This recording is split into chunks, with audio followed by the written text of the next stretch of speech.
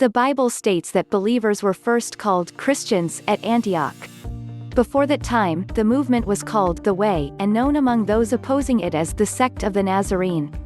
A rose by any other name would smell as sweet, said Juliet to Romeo. There are two ways groups of people are named. What other people call them, what they choose to call themselves. I would wonder why an outsider would have an interest in what Jewish believers in Jesus should be called.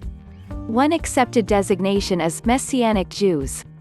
If obviously is generic in the sense that any Jew who is looking for the Messiah might fit the description, but in common usage, it means a Jewish believer in Yeshua HaMashiach, Hebrew for Jesus Christ.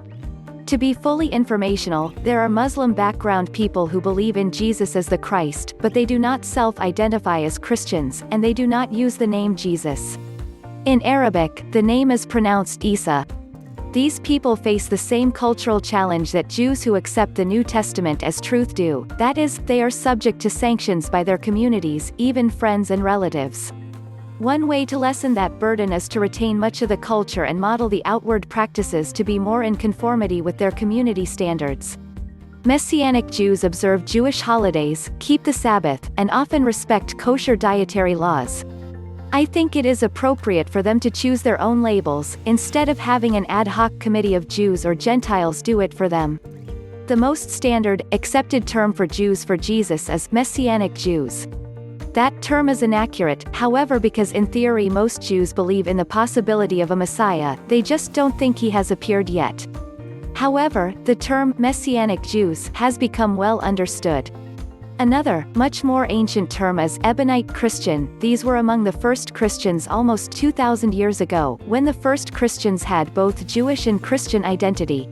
The term, Hebrew, is a little tricky. It sometimes does refer to a practitioner of the ancient Israelite religion, that is, the children of Israel, who worship the God of Abraham and Moses. But Hebrew, above all, refers to a language and a set of scriptures, the Hebrew Bible. The Jews are the primary survivors among this older group, the children of Israel. But they are associated with the southern kingdom, the kingdom of Judah, after ancient Israel split into two nations, north and south. The northern kingdom, either called Israel or Samaria, was a rival form of the Hebrew religion for a while, until it was mostly annihilated by the Assyrian Empire. So most of the surviving members of the children of Israel are now Jews, and were even by Jesus' time. It is recorded in Acts that the believers in Antioch is where the believers began to be called Christians. The term, Christian, existed already in the Greek translation of the Jewish scriptures. Meaning, you would not be wrong to read the Messiah instead of the Christ. To be clear, the disciples of the New Covenant, Jewish and Gentile, worshipped God and gave honor to the Son of God. The earliest Christians and Jews accepted the sign of Jonah teaching as fulfilled by the events of the burial and resurrection. Today, mainstream Bible-based religious organizations accept the teaching of the Easter doctrine over God's teaching.